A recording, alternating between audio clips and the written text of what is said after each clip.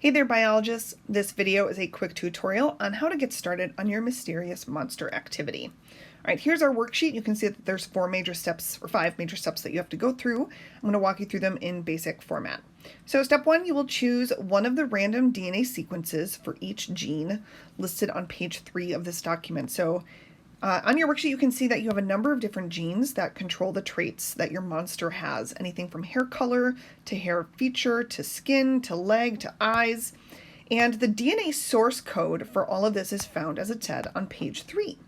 So I'm going to go down to page 3. So we see step 1, DNA sequences. Choose one DNA sequence for each gene and record it on your worksheet. A really quick way to do this without having to do a lot of typing is to use your scissors tool in Notability. And I'm going to select just at random hair color gene 2.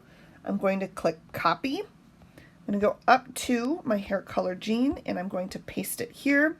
And then I can make it bigger to fit in those spaces perfectly. Look at that. Oh my gosh.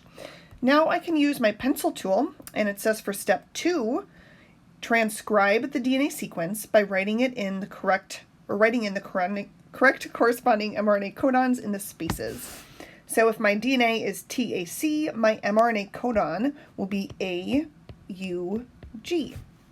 CAA will be GUU. And that's as far as I'm going to go for now. So imagine you transcribed the rest of your mRNA. Step 3 says, translate your mRNA codons into amino acids using your codon chart. Hopefully you've already had practice doing this, and you can click this link to open up that round style of codon chart, which will be easy to use, and then you can just go back and forth. So my first codon for mRNA was AUG. So if you follow your codon chart, you should be able to see that that codes for MET, or methionine.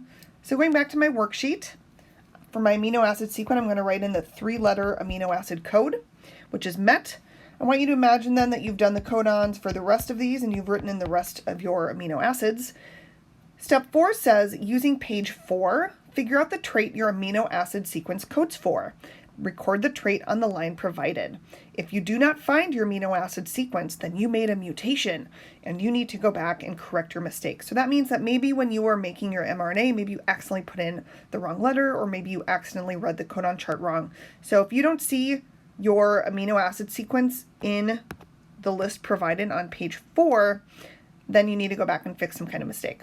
So say, for example, maybe my sequence coded for this one, I don't know, but I'm just going to choose that one at random. So that means that my monster inherited orange hair. And I would write that in here.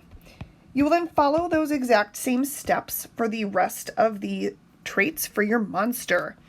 Reflection questions. Number 1, draw your monster based on the traits in color. I will create a, what do they call it in Schoology, where it's like a media folder, where if you want, you can share your fun little animation or drawing of your monster, and then we can maybe vote on whose monster is the funniest or the goofiest, so on and so forth. And then 2, based on this activity, how would you describe the function of DNA?